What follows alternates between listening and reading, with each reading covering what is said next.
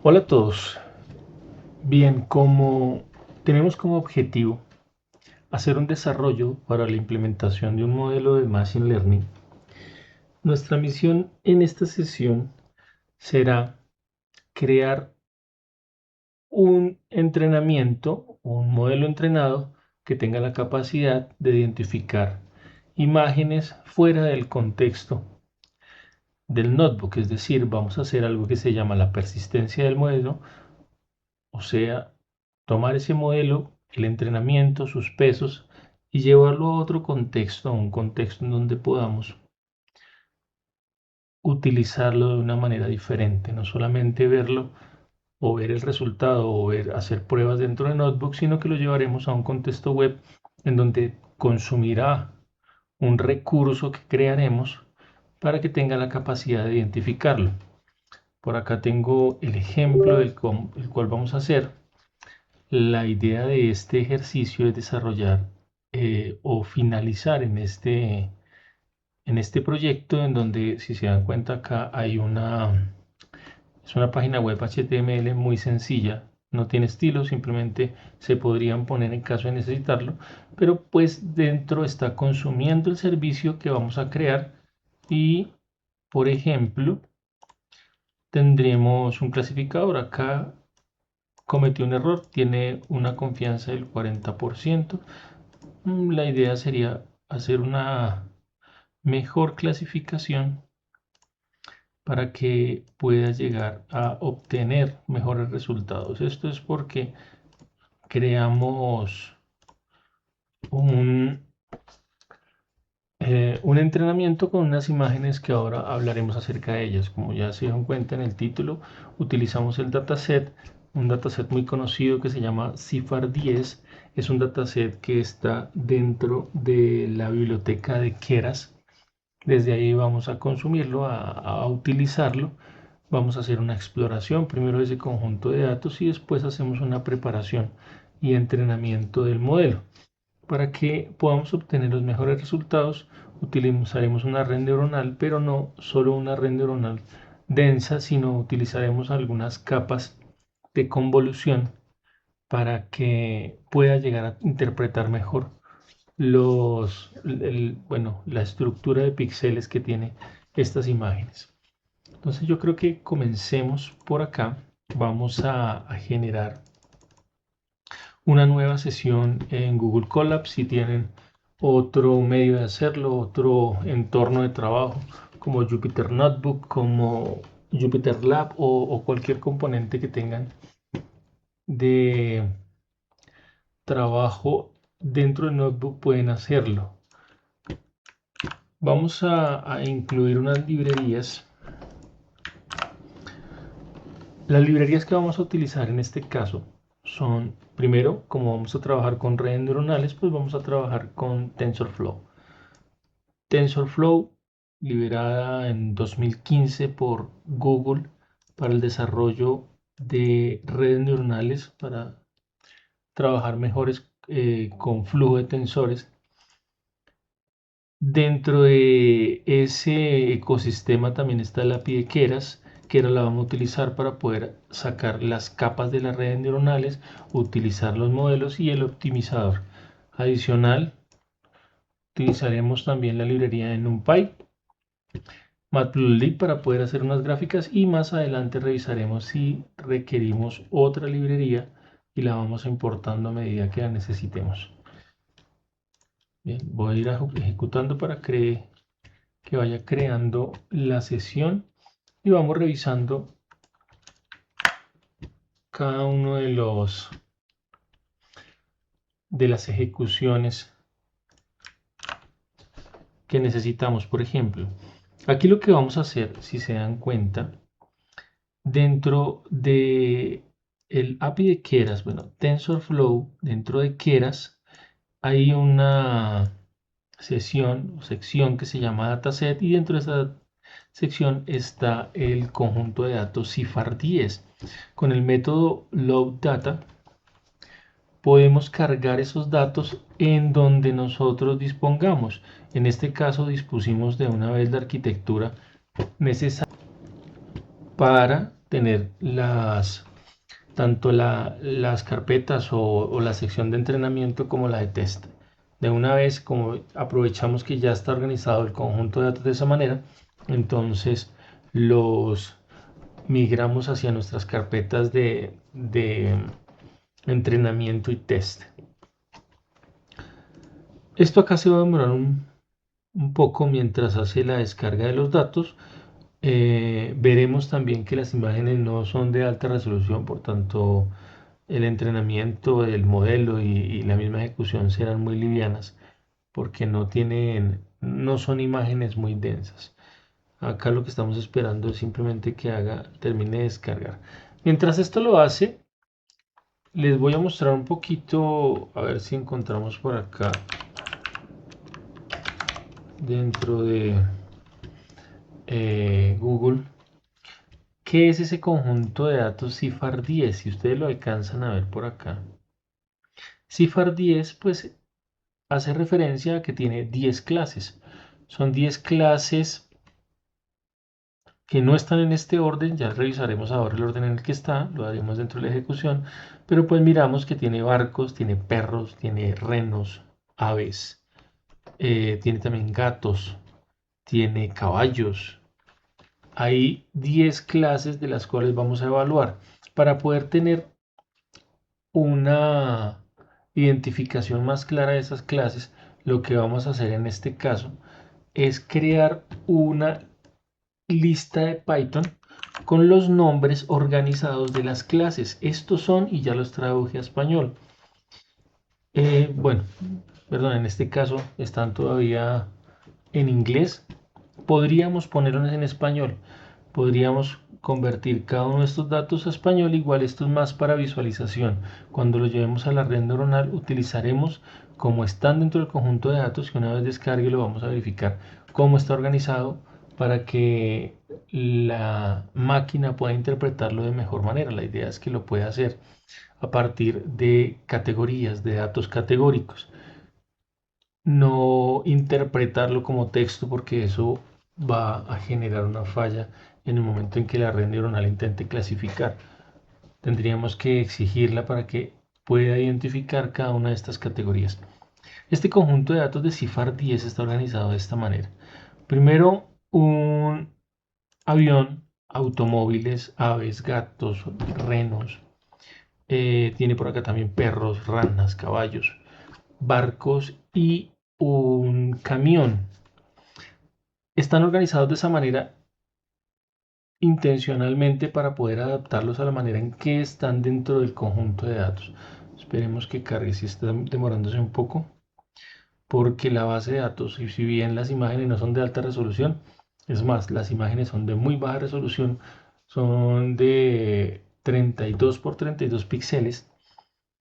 Son bastantes. Ahora también hacemos un análisis de la cantidad de datos que tiene.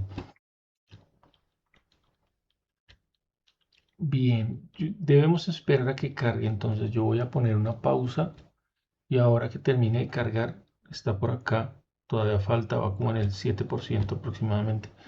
Cuando termine, continuamos la sesión porque necesitamos ya hacer una exploración con el conjunto de datos, es decir, con los datos que estén en cada una de esas variables y pues por ahora no podremos hacerlo.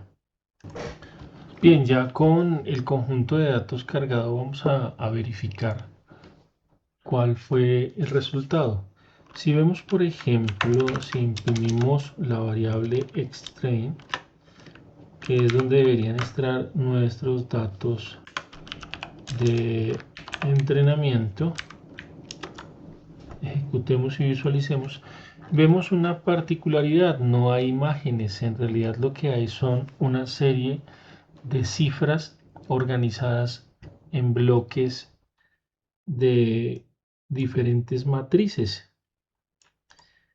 Cada una de estos bloques, bueno, aquí estos puntos suspensivos significan que hacia abajo todavía hay muchos más para poder visualizarlo. Esto es simplemente una restricción que tiene Colab para poder mostrar la cantidad enorme de datos de una manera en que pueda ser interpretada. Pero si podemos ver en este primer conjunto de datos, o en esta primer arreglo, podemos ver, en esta lista, perdón, podemos ver que hay conjuntos de 3 valores. Valores que están definidos aparentemente entre 0 y 255. Pues cada uno de estos valores es el componente de color que tiene cada uno de los píxeles de todas las imágenes. Esto en realidad sería un píxel, el primer píxel, el que está en la esquina superior izquierda, es el componente de ese píxel. Entonces, por ejemplo,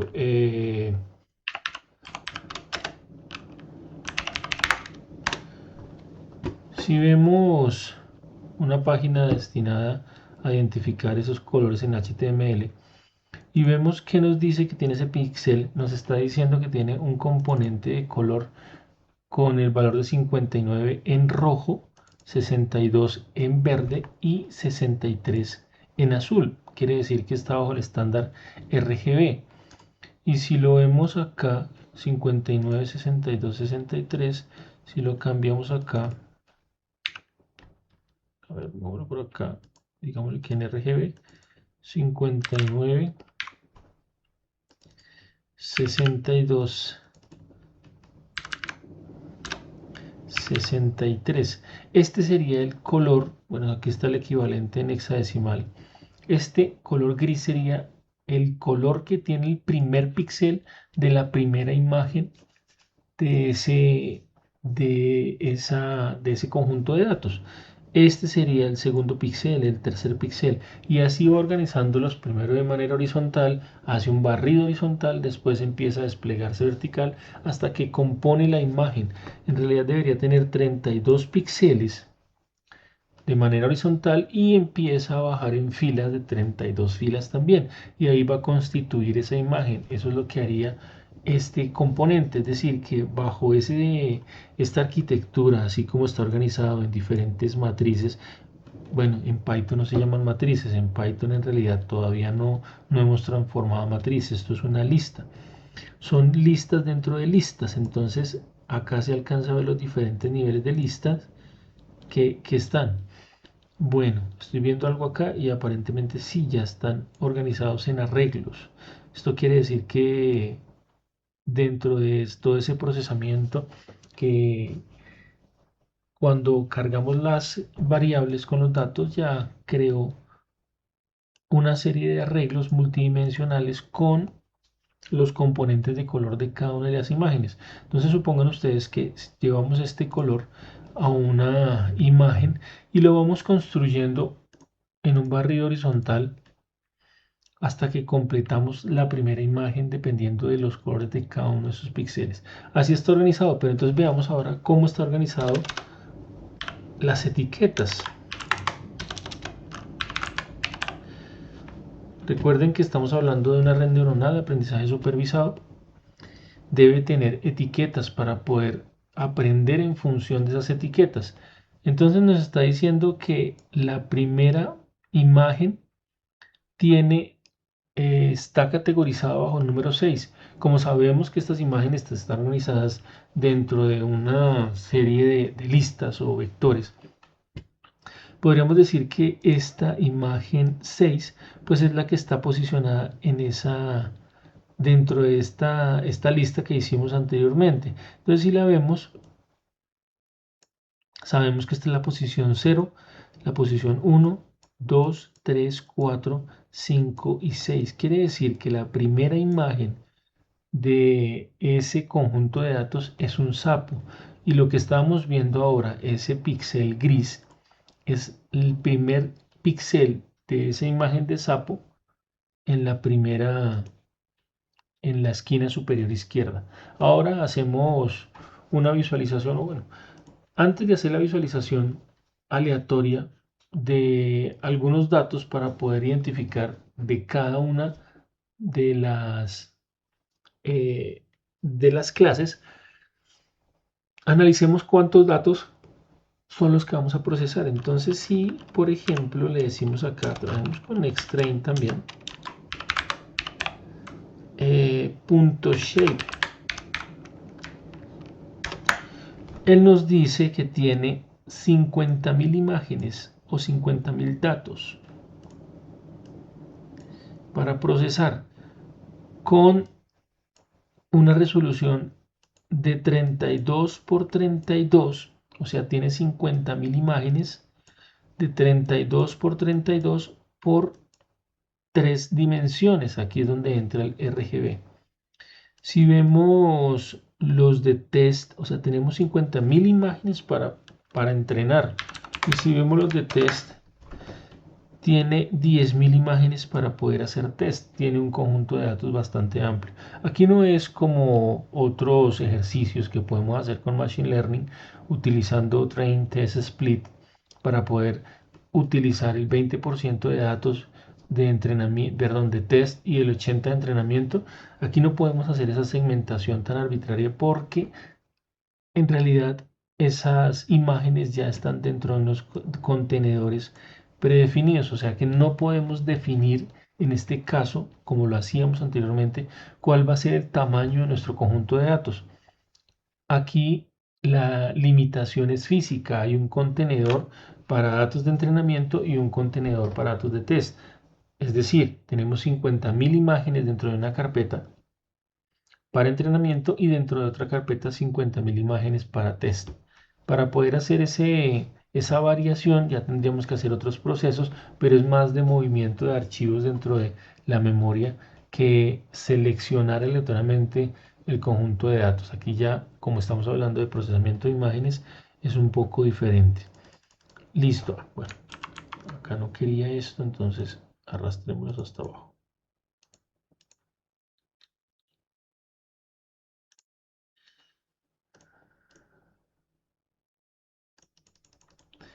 Bien, para poder hacer la visualización, una visualización de, voy a hacer un subplot de 9 imágenes de 3x3, en donde quiero hacer la visualización de diferentes imágenes de manera aleatoria. Para eso tenemos que utilizar diferentes componentes. Uno, Matplotlib para poder hacer la visualización. Dos, vamos a utilizar una estructura iterativa para que haga todo el recorrido y el barrido para poder visualizar esas imágenes. Y tres, vamos a utilizar el método aleatorio, un método de NumPy que se llama random, para poder traer de manera aleatoria un conjunto de datos que estén dentro, o bueno, un número que esté dentro de nuestro conjunto de datos para que cada vez que ejecutemos podamos ver una serie de imágenes diferentes. Lo que va a hacer esta instrucción, primero pues es hacer darle el tamaño a cada una de las imágenes y dentro de esta función iterativa lo que buscamos es a partir de el método de NumPy que se llama random, crear un número y ese número es el que vamos a visualizar dentro de cada uno de los subplots utilizando el conjunto de entrenamiento y lo va a etiquetar utilizando el arreglo que hicimos de class name, es decir que no nos va a mostrar esta etiqueta que ya identificamos que dice 6, 9, sino que nos va a mostrar su equivalente en una de las categorías que preconfiguramos anteriormente. Si desorganizamos esta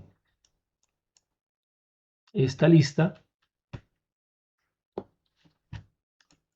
evidentemente vamos a tener una serie de datos desordenados. Bueno, aquí el error es porque, si se dan cuenta, todavía no he ejecutado esta línea, entonces él no conoce la variable class names.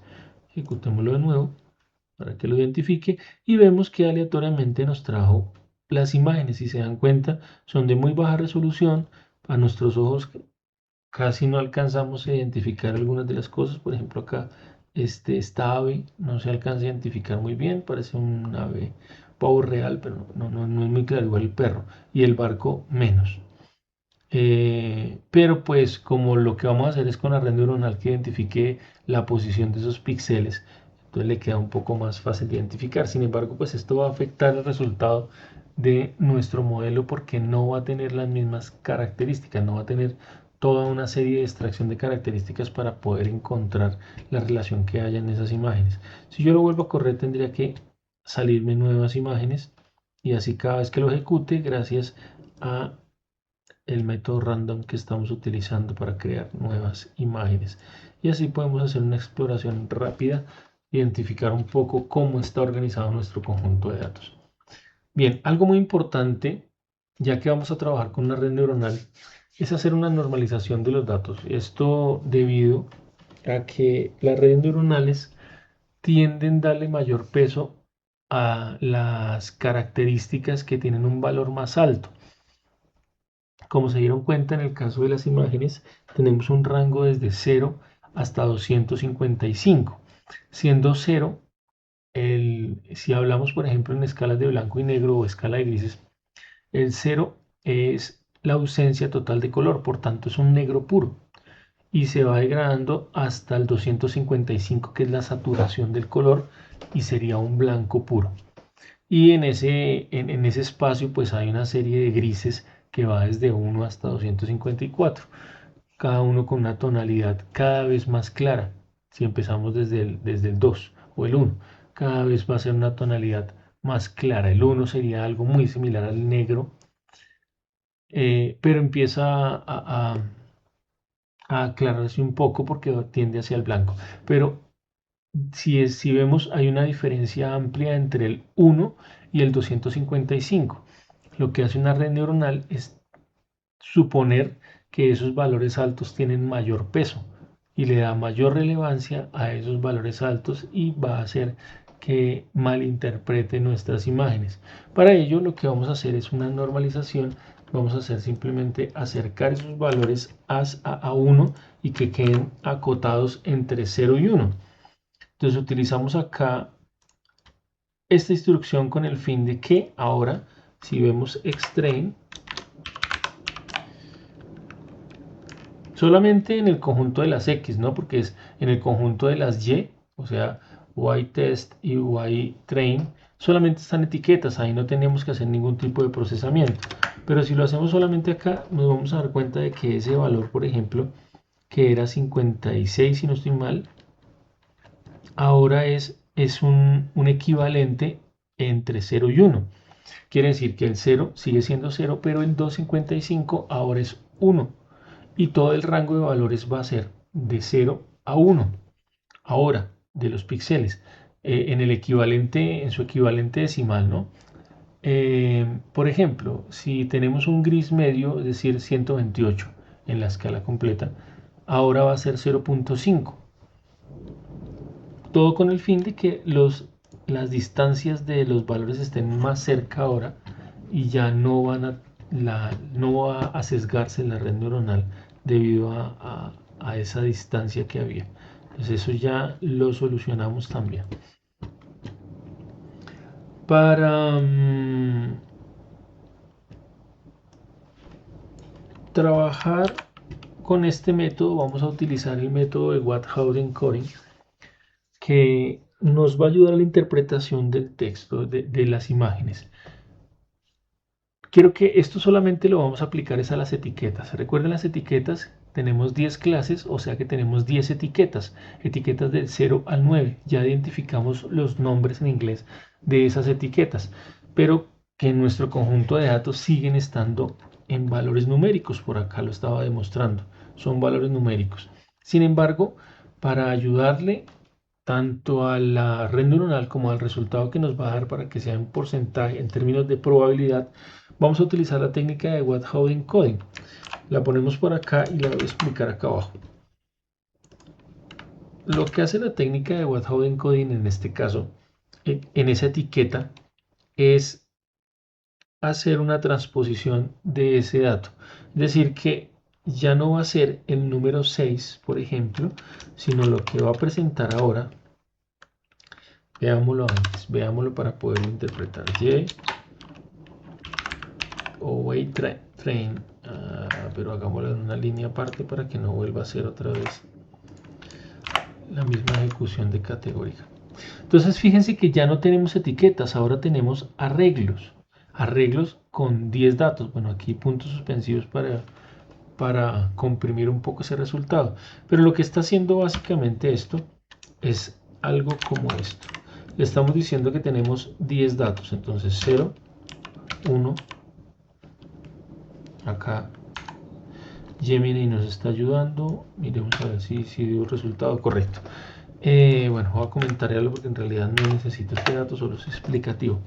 Por ejemplo, si nosotros quisiéramos identificar el número 6, entonces lo que va a hacer What-How Encoding es decir, este no es, la posición 0 no es, la posición 1 tampoco es, la posición 2, 3, 4, 5, esta es.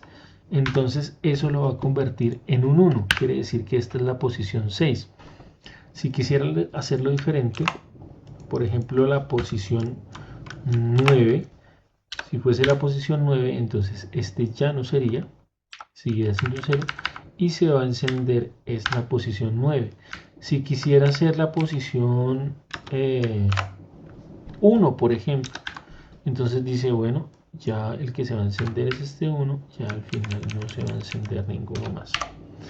Eso es lo que va a hacer What-How Encoding para este caso. Nos va a servir para que las respuestas sean en términos de probabilidad, es decir, que la respuesta nos va a decir qué probabilidad de que esa imagen que le demos esté en la posición 0, qué probabilidad hay que esté en la posición 1, en la posición 2 o hasta la posición 9.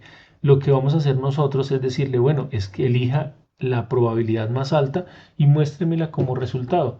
Como vimos en el ejemplo del inicio, veamos que teníamos probabilidades del 44%. Puede que haya otra probabilidad, la correcta, que haya tenido 43%, por ejemplo. Pero como 44% fue un punto más alto, entonces él la eligió porque toma la probabilidad más alta de las 10 probabilidades que nos va a dar al final, una en cada posición, y así es que va a trabajar esta regla de What-How Encoding que ya ejecutamos, correcto, ya está ejecutada. Listo, en este momento estamos haciendo la preparación de los datos para llevárnoslos ya a una red neuronal convolucional. Bien, empecemos a trabajar con la red neuronal, empecemos a construirla para ello, y como una buena práctica vamos a utilizar la variable model. Podemos utilizar cualquiera, pero como estoy utilizando una sola red neuronal, quiero utilizar la que viene universalmente para identificar que vamos a crear un nuevo modelo. Utilizamos el método sequential para poder hacer nuestra red neuronal.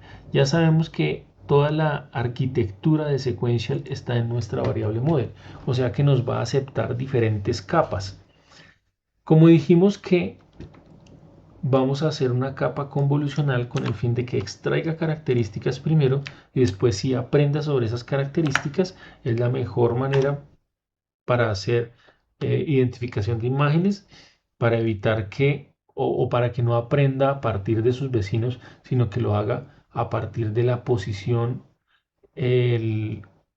conceptual o contextual en la que está la imagen. Quiero decir que si vamos a ponerle un perro y la hacemos solamente con una capa densa, tiene la probabilidad de fallar si la giramos un poco, si volteamos la imagen del perro, porque la probabilidad de que los vecinos, los píxeles vecinos cambien, va a ser diferente, entonces ya no lo va a interpretar como un perro, mientras que la convolución lo que hace es hacer diferentes, bueno, extrae características haciendo nuevos filtros, entonces él ya no lo va a trabajar en la posición, no va a aprender en la posición que está cada píxel con relación a sus vecinos, sino lo va a hacer ya de una manera global. La primera capa, aquí Gemini nos está sugiriendo que la hagamos de esa manera, y creo que es una manera aceptable para trabajar la primera capa de convolución. Hagámosle caso también en la segunda. No, por ahora no vamos a trabajar Batch Normalization, simplemente vamos a trabajar. Analicemos esta y ahora ponemos la segunda línea. Vamos a agregar la primera capa de convolución. La primera capa de convolución tiene 32 filtros en un kernel de 3×3. Le estamos diciendo que vamos a crear una nueva capa. Aquí le dijimos agreguemos a model una nueva capa en el método layers, que lo trajimos por acá. Layers, que está dentro de TensorFlow y Keras. le estamos diciendo, traje una nueva capa, utilice el método de convolución y el método de convolución me va a pedir unos argumentos. Primero, ¿cuántos filtros? Empecemos con 32 filtros, que es el inicial, pero hágalo con un kernel de 3x3, kernel, filtro, elemento estructurante, como quieran llamarle. Está también la función de activación, una de las que tiene mejores resultados o es liquirrelo o relo. Vamos a trabajar con relo y le decimos que con padding igual a same le vamos a decir que la matriz resultante de esa convolución, de ese barrido, sea igual, o de ese producto punto, sea igual a la original. Dentro de esa misma capa, primera capa, pues le vamos a decir las imágenes o el tamaño de las imágenes que le vamos a entregar para que esté preparada a recibir una imagen que viene de 32 píxeles por 32 píxeles por 3 canales. Lo que necesita hacer es identificar esos 3 canales y hacer un producto y un barrido convolucional en cada uno de esos canales, en el rojo, en el verde y el azul, y después hacer una operación entre ellos. La operación que va a hacer, esa es la primera parte de la convolución, que es la parte de la convolución, y después sigue la parte del pooling. Es la siguiente parte de una red neuronal convolucional o esta capa convolucional.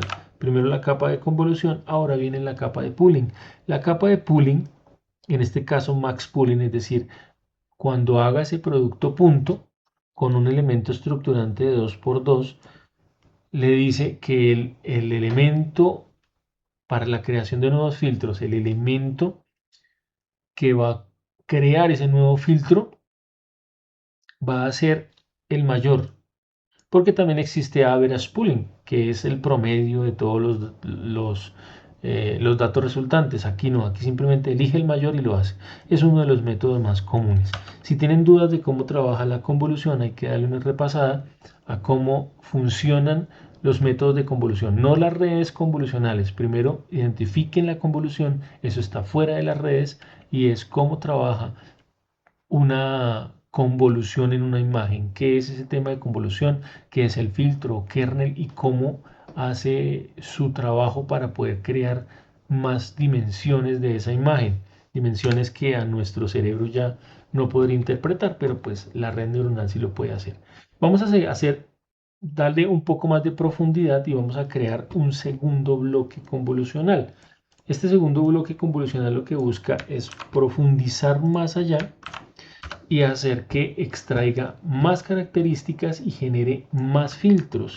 Al comienzo tenía 32, ahora le vamos a decir profundice más y cree 64 filtros con las mismas características, la misma función de activación, también que el resultante sea del mismo tamaño o la matriz resultante sea del mismo tamaño, y decirle también que trabaje con más pooling con un elemento estructurante o kernel o filtro de 2x2.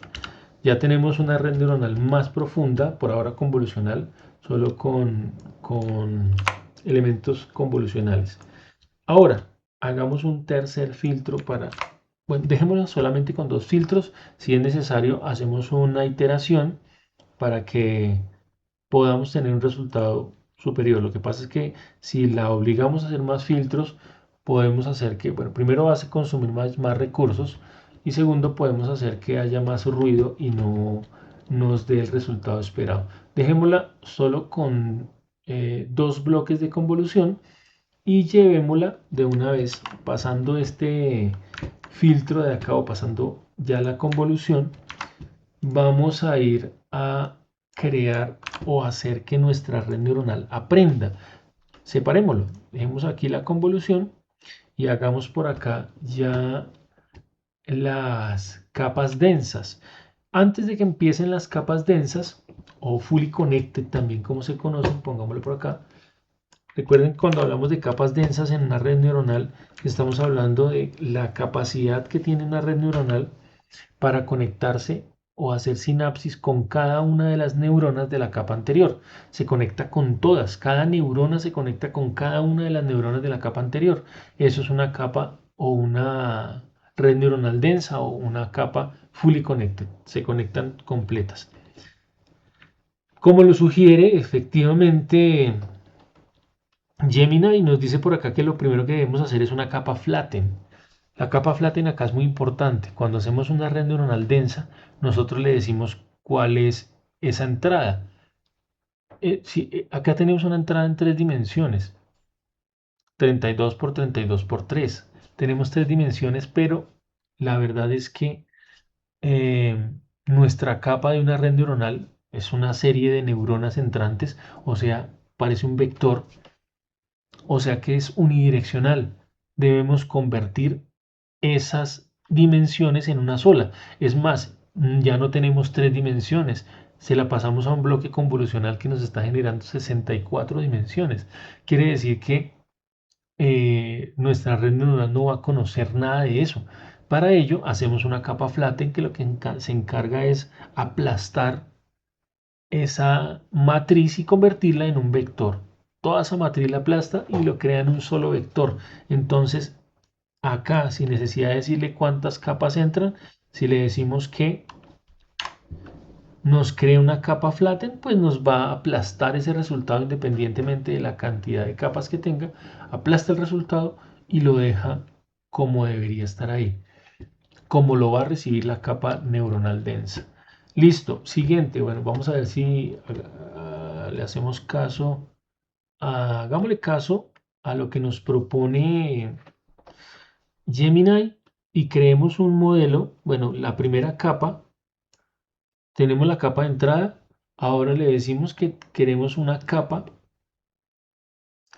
eh, hagamos una cosa acá, primera capa densa con 128 neuronas, bueno, miren, era justamente lo que quería hacer, le vamos a decir, vamos a, bueno, antes de hagamos algo acá para que podamos darle una capa de aprendizaje mayor, darle una profundidad y romper esa posible linealidad que tenga nuestro modelo de aprendizaje. Entonces le vamos a dar dos capas ocultas. Tenemos la capa entrada que es la capa flatten, la primera capa oculta le vamos a decir que es una capa densa de 256 neuronas con una función de activación tipo ReLU. Además le vamos a decir que en el forward propagation va a utilizar un dropout del 50%. Le vamos a decir que apague 50% de las neuronas con el fin de que obligar a la red neuronal a una exploración, que no se quede en una explotación de los caminos ya que puedan llegar a tener el mejor resultado, sino la obligamos a que haya una exploración con el fin de que recorra todos los posibles caminos de esa red neuronal para que nos dé el resultado más viable. Este es una buena técnica para evitar overfitting, para que el modelo, en lugar de aprender, memorice.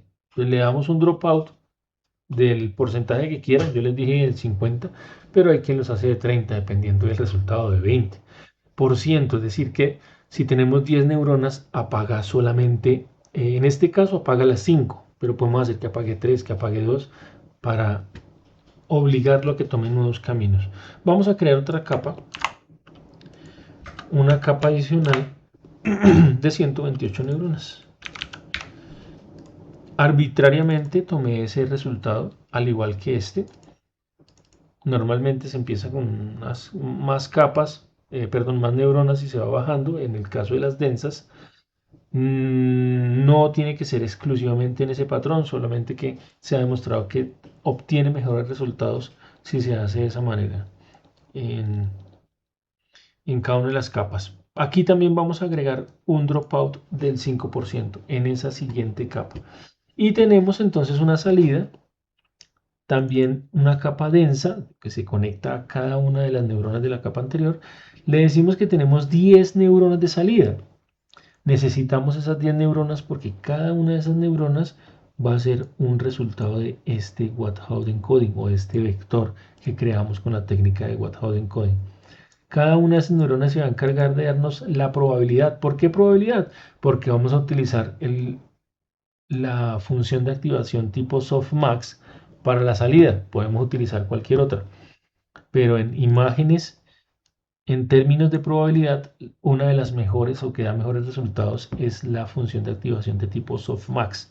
Y ella se va a encargar en darnos un valor para cada, bueno, un valor, un porcentaje de probabilidad para cada uno de las etiquetas de salida. Listo, tenemos la red neuronal. Hasta ahora solamente tenemos la arquitectura. No hemos todavía entrenado la red ni nada de eso. Para poder verificar podemos utilizar Summary, por ejemplo. Sabemos que está en Modal Summary y verificamos que nuestra arquitectura está quedando como nosotros la propusimos. Una capa de convolución, una capa de pooling, otra segunda capa de convolución y otra capa de pooling. Después de eso, de las dos capas de convolución, creamos una capa flatten con este tamaño. Después de ello pasa por una capa densa de 1.048 parámetros de 256 neuronas y un dropout de 256 también. Segunda capa densa de 128 y una salida de 10 neuronas. Está bien como lo planeamos hacer. Listo. Después de hacer ese sumario y saber que está bien, pues necesitamos compilar la red neuronal.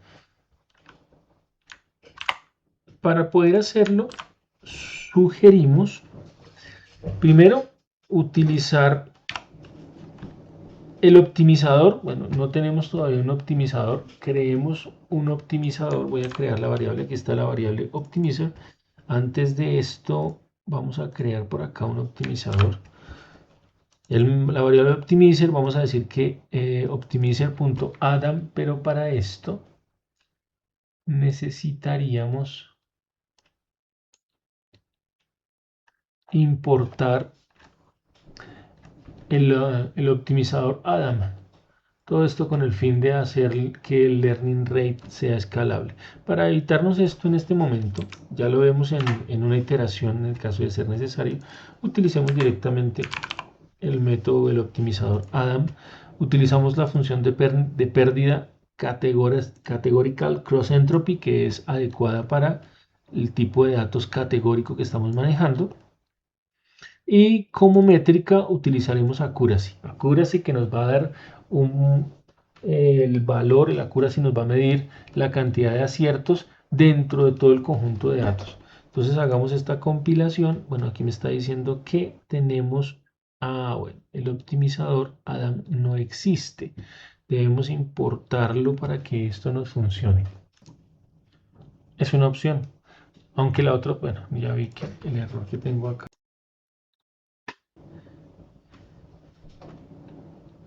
Sí, es muy probable que haya ejecutado dos veces categorical y que por eso se esté creando, se esté perdiendo el formato de 10 datos de salida. Yo voy a aprovechar, voy a reiniciar la ejecución, pero voy a aprovechar para cambiar el entorno de ejecución y decirle que usemos la GPU con el fin de que nos ayude a que el resultado de entrenamiento sea mejor en el caso de que fuese ese categórico. Digámosle que ejecute todo y esperemos a ver qué pasa con el entrenamiento. Decía que tenía un formato inadecuado en la salida. ¿A dónde se quedó? Ay, nos está cargando otra vez todo el conjunto de datos, por lo que cambiamos el entorno de ejecución. Eliminó el entorno de ejecución con los datos que tenía. Por tanto, debemos esperar otra vez a que se carguen todos esos datos y puede demorarse bastante tiempo porque esto ya no depende tanto de la GPU, sino el ancho de banda con que se está descargando y el mismo repositorio donde está almacenado, que parece ser bastante lento. Entonces ahora continuamos.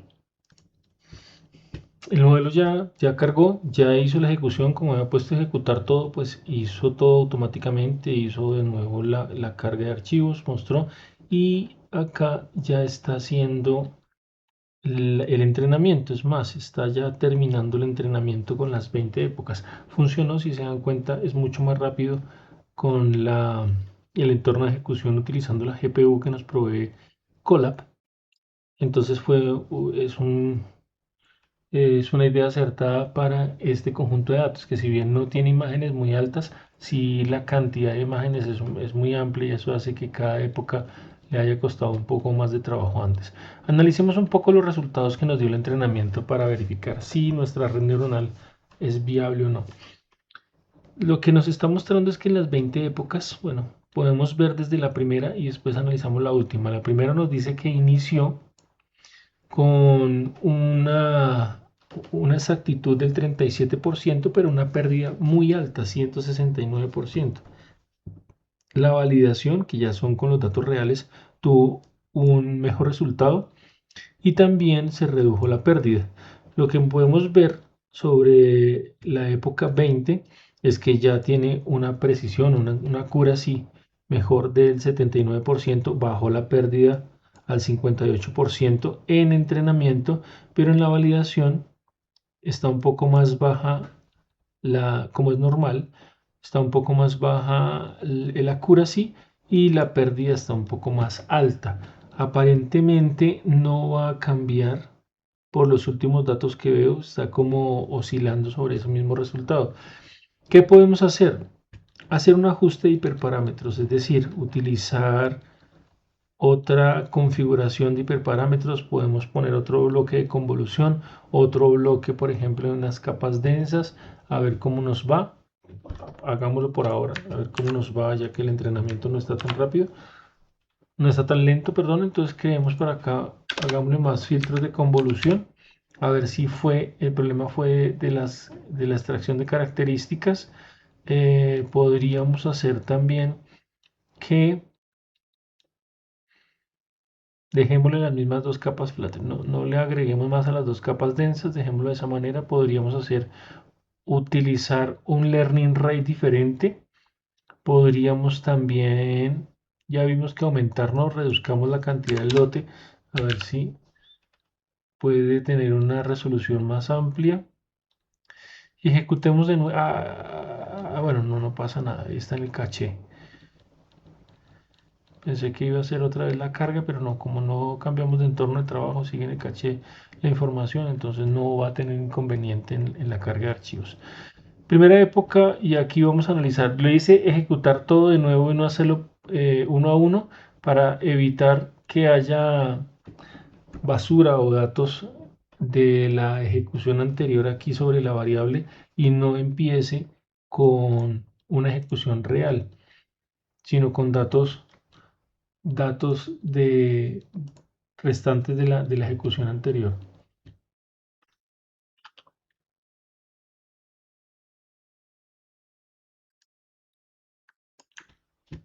Mientras este modelo corre,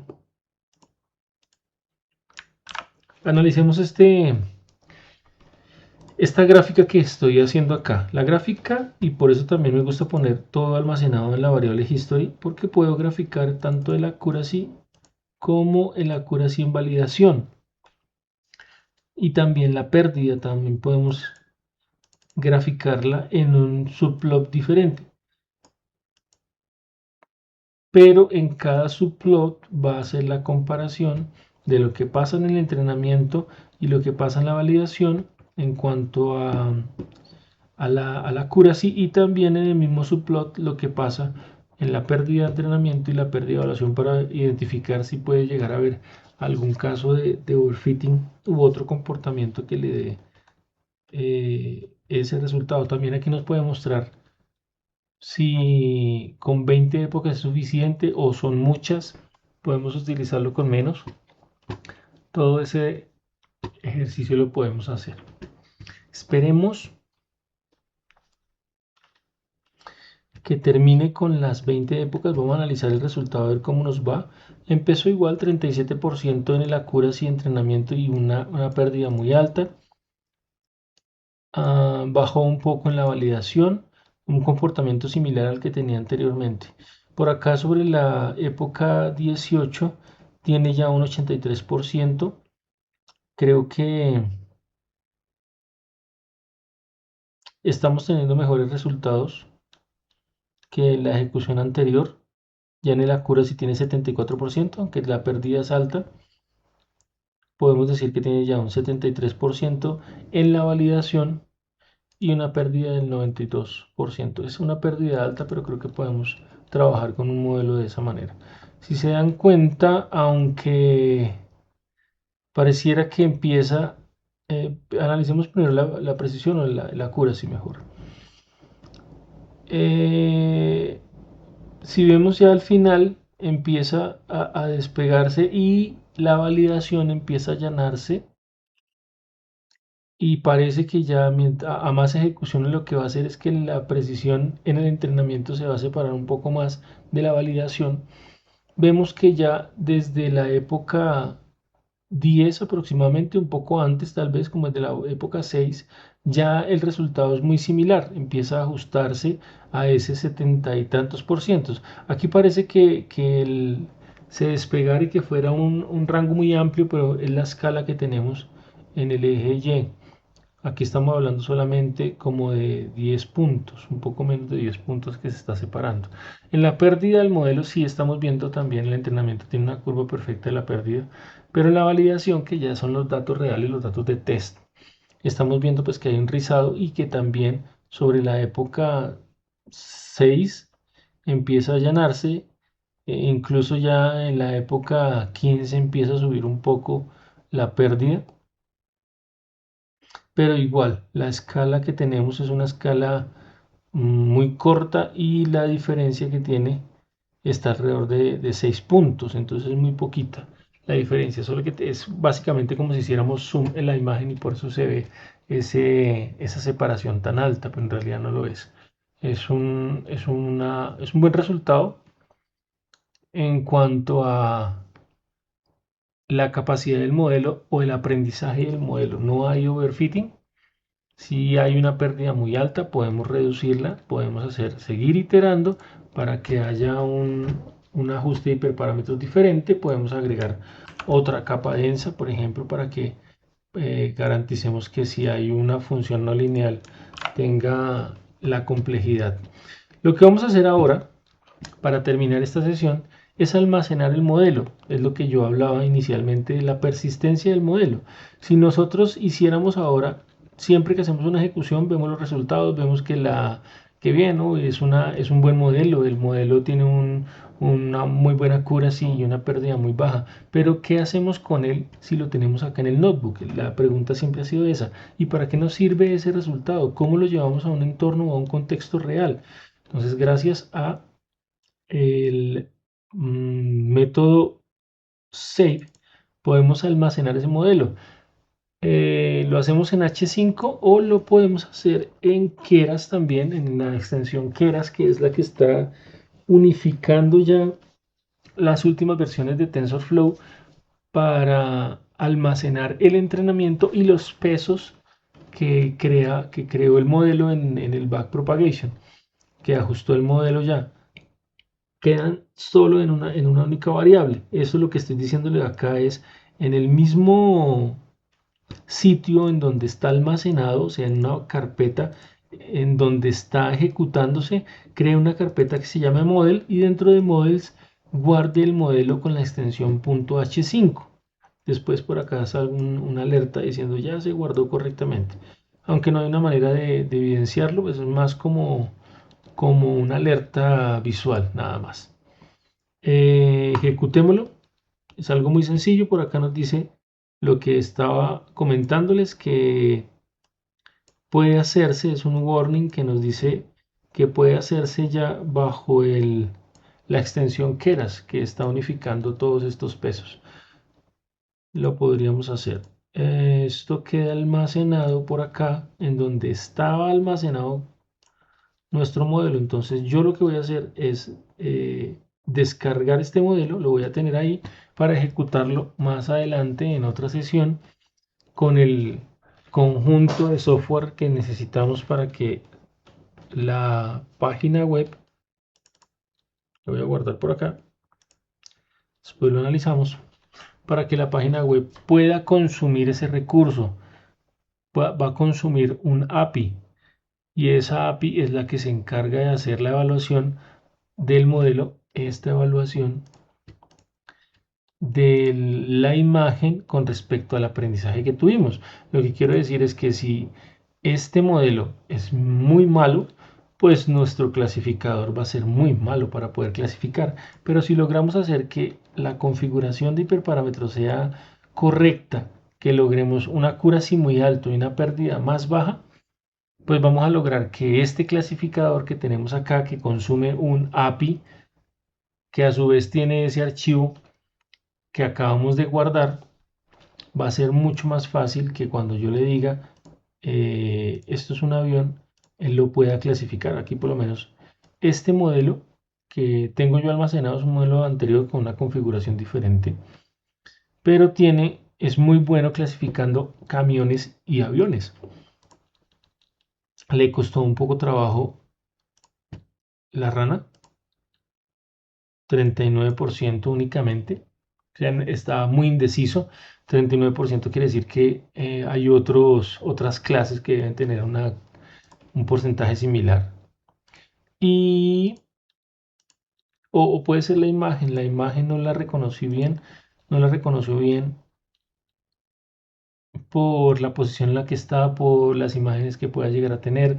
Estas técnicas de procesamiento de imágenes se pueden mejorar muchísimo utilizando, por ejemplo, Data Augmentation para darle, rotar las imágenes de entrenamiento, hacerle zoom, hacerles un mirror, hacerles un flip, todo esto para que él tenga nuevas posiciones de entrenamiento. Entonces nuestro conjunto de datos de 50.000 pueden ser 80.000 imágenes o más con lo que para él serían nuevas imágenes.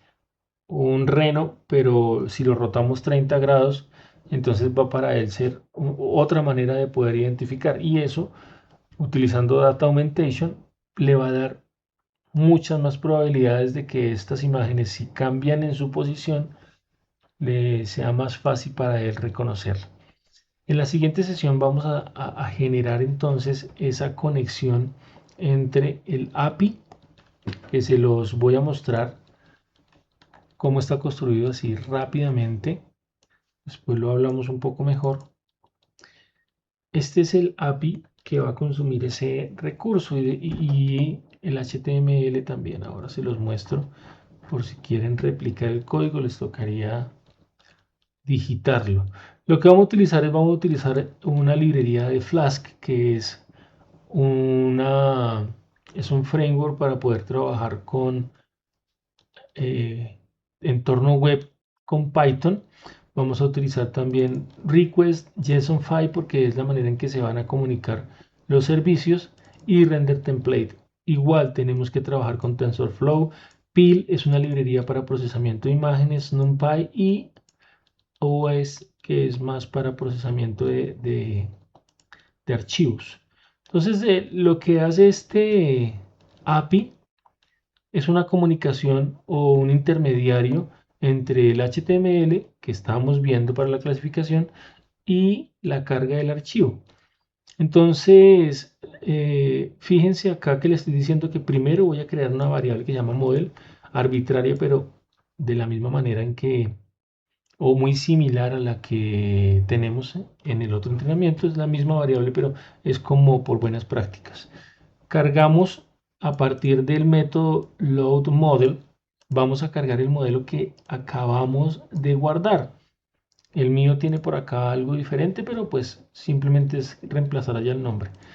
Le vamos a decir también que cree las clases, esto con el fin de la visualización. Si ustedes se dieron cuenta, en el archivo que estábamos viendo en el HTML nos aparece la clase en español, no nos aparece el número o la etiqueta. Eso es porque en este archivo, acá, en este API hicimos otro método, perdón, eh, otra lista con los nombres en español de las imágenes o de las clases que teníamos allá. ¿Qué hacemos ahora? Tenemos por acá el endpoint principal, un endpoint tipo post o un método post, con el nombre de predict. Ese es el que va a consumir directamente el HTML para identificar. Dentro está la función predict, que lo que va a hacer es, ya que nosotros entrenamos las imágenes de 32 por 32 por 3 y las imágenes que yo les mostré ahora que estaba consumiendo el HTML son imágenes que bajé de internet a full color, pueden ser imágenes de cualquier resolución, pero él solo conoce imágenes del 32 por 32. Entonces lo que tenemos que hacer ahora es convertir esas imágenes de la resolución que sean y la cantidad de canales que sean, convertirla a lo que él conoce. La vamos a convertir a imágenes de 32 y 32 por 3. JSONFI es porque la comunicación entre API se hace, o por el protocolo HTTP, se va a hacer por JSON para que se comunique. Por acá, bueno, aquí está el archivo que estamos almacenando y por acá es donde empieza a hacer la conversión de la imagen. Primero abrimos la imagen, garantizamos que esté en RGB porque puede estar en otro formato de color. La reescalamos a 32 por 32, no importa las dimensiones que tenga, la vamos a reescalar a 32 por 32. Por acá garantizamos que tenga el mismo formato, es decir, que los píxeles no estén de 0 a 255, sino de 0 a 1.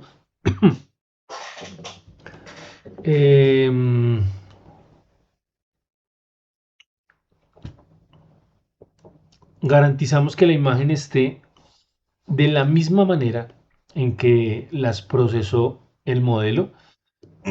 Y aquí ya empieza a hacer la predicción. Recuerden que nosotros tenemos por acá una variable que llamamos model. Perdón. Esa variable que llamamos model, cargamos el modelo, o sea que esa variable ya sabe hacer predicciones. Tiene la capacidad de predecir porque aquí está el entrenamiento y los pesos. Entonces cuando utilizamos el método predict con la imagen resultante, que es esta de acá, la última que quedó, entonces él va a tomar esa imagen y a partir de esa imagen va a llegar por allá a su entrenamiento y va a decir qué clase es según lo que ya aprendió. Esa clase va a quedar guardada en esta variable, prediction. Ahora, ¿cómo va a quedar almacenada? Eso no va a quedar una imagen allá almacenada. Lo que queda almacenado es un arreglo de 10 posiciones y cada posición tiene una probabilidad. Como cada posición tiene una probabilidad, pero nosotros solamente nos vamos a quedar con la más alta, utilizamos el método de NumPy que se llama argmax. Esto va a hacer que de esas 10 posiciones en ese arreglo, dice cuál es la más alta y la almacena la posición. Y si nos damos cuenta, la posición que nos dé más alta, pues es la misma posición que tiene este arreglo de acá o esta lista. Entonces, si nos dice, por ejemplo, la posición 0 tiene un 95%, entonces él viene y dice, bueno, es la mayor. Entonces él almacena por acá, no almacena todo el arreglo, sino almacena el ID, o sea, almacenó la posición, almacenó el 0. Entonces él viene acá y después de eso por acá hacemos la conversión y dice entonces, bueno, ya que se quedó con la más alta y es la 0, entonces estamos prediciendo que es un avión para poder mostrar o enviar por el mismo protocolo HTTP que va a viajar por internet hasta llegar hasta nuestro equipo, solo que nosotros vamos a emular esa arquitectura cliente-servidor y todo lo vamos a hacer desde nuestro equipo. Ya más adelante haremos un ejercicio que viaje fuera del equipo y lo podamos consultar en cualquier parte del mundo en internet. Aquí está diciendo que guarde con la variable confidence, lo que va a guardar es esa probabilidad que quedó más alta, si se dan cuenta. Le estamos diciendo que guarde esa probabilidad. Y acá va a hacer el reemplazo, lo que hablábamos en un momento. Va a ser el reemplazo de la posición que predijo más alta con la posición que hay en la lista. Entonces, si él predice que la posición 5 es la posición más alta, entonces aquí dice que predict class name es igual a class name en la posición 5, porque esta es la que guardo acá. Entonces volvemos a class names, estaba por acá, y decimos que cuál es la posición 5, 0, 1, 2, 3, 4, 5. Entonces es un perro y él va a almacenar, aquí almacena es la palabra perro por la clase que ya identificó. Ya tenemos todas las variables, ahora ¿qué hacemos? Pues convertirlas en JSON para poderlas enviar por HTTP hacia nuestro equipo. ¿Qué vamos a enviar o qué estamos almacenando en JSON para poder enviar? Primero, el ID de la clase. Segundo, el nombre de la clase. Y tercero, la probabilidad, el nivel de probabilidad, cuál fue. Es lo que vamos a enviar. Si requiriéramos más, podemos enviarlo más acá. Solo que nuestro HTML no va a recibir nada más porque no está de esa manera. Démosle un vistazo al HTML, después lo vemos un poco más a profundidad, pero como para que no se queden con las ganas de saber cómo estaba construido. Bueno, acá simplemente lo enviamos y esto ya es parte del... Le estamos diciendo, por ejemplo, acá que el recurso va a utilizar el puerto 5002. Lo hice porque tengo los otros dos ocupados. Normalmente el 5000, pero utilicé el 5002. Y el localhost. Entonces, si vemos el HTML, a ver si lo podemos ver acá. Oh, acá mismo. El HTML es muy sencillo en la página que vimos. Simplemente es una página, ya se dieron cuenta, muy básica, pero lo que nos interesa está por acá. Este JavaScript es el que se encarga de hacer la comunicación con el API que teníamos allá. Entonces, por acá estamos viendo que utiliza el método entra al predict, o sea, se comunica con el endpoint, entra al predict con el método post. Entonces lo primero que va a hacer es, bueno, busquémoslo, dice, hay un método predict de tipo post en este, busquémoslo si existe. Como hay un post y se llama predict, entra entonces directamente y hace todo eso que se está ejecutando acá. Recibe el JSON y es lo que va a visualizar. Aquí también está diciéndole entonces que va a reestructurar esa imagen para visualizarlo, para mostrarlo y... perdón, nos quedamos acá. Por acá está haciendo la manera de mostrarlo por acá. Bueno, esto ya es más del back, de cómo trabaja para poder traer esa información que tenemos allá. Este es el HTML.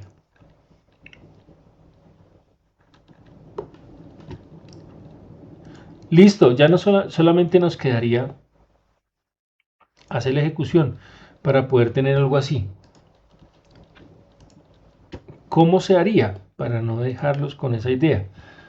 Yo tengo una carpeta. Les voy a mostrar mi carpeta que la guardé por ahí en la raíz de uno de mis datos allá. Es este de acá. Miren. Se llama, está en un disco que tiene el indicador E.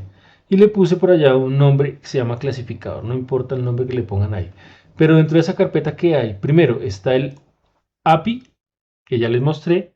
Dentro de la carpeta templates está el index.html, que es el que estaba viendo, el HTML que acabé de mostrarles. Y dentro de la carpeta models está el modelo, que es según esa estructura como está en el API. Está en el API y dentro de la carpeta models es que va a ejecutarlo. Bien, eso es lo único que necesitamos para poder hacerlo. Estos tres archivos. Este se crea ya una vez lo ejecutemos. ¿Qué hago yo normalmente? Simplemente le doy clic a abrir en terminal. Me abre la terminal y aquí tenemos que hacer varias cosas. Como seguramente sus equipos no tienen instalado los recursos, recuerden que vamos a trabajar con varias librerías. ¿Cuáles librerías son? Utilizamos pip install, deben tener esto por defecto viene, pero en ocasiones no tienen instalado ese gestor de paquetes, entonces les va a dar un error. Tendrían que ver cómo instalar pip. Vamos a instalar estas librerías dentro de ese espacio donde está el clasificador. Lo que vamos a hacer acá, necesitamos la librería de Keras, la librería de TensorFlow,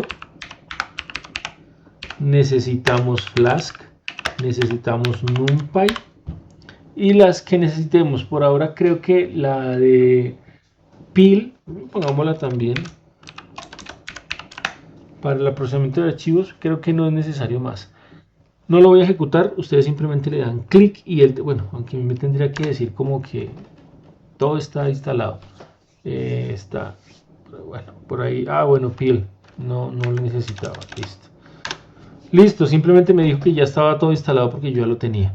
Una vez lo tengan instalado, pues entonces solamente ponen Python, como estamos en la misma ubicación en donde está el archivo, el API, app.py, que así se llama.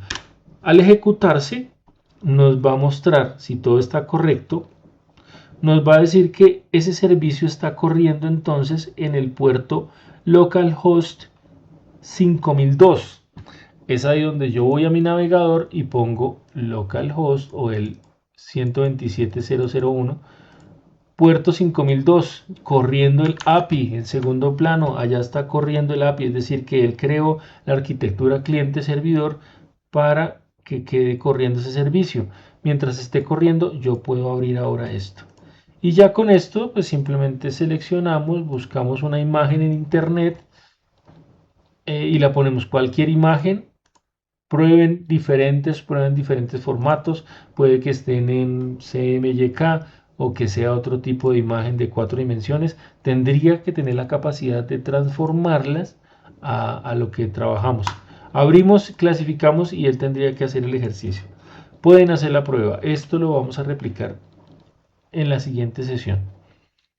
Lo vamos a hacer un poco más lento. Aquí lo dejé por si quieren, el que quiera revisarlo. Y pues me imagino podrán allá detener el video y copiar, transcribir el texto si quisieran, para que puedan replicar este mismo ejercicio. Y así, de esa manera, estamos llevándonos un archivo, o perdón, un entrenamiento fuera de todo este contexto de notebook, fuera del entrenamiento normal. Hacemos la persistencia de modelo y la podemos llevar.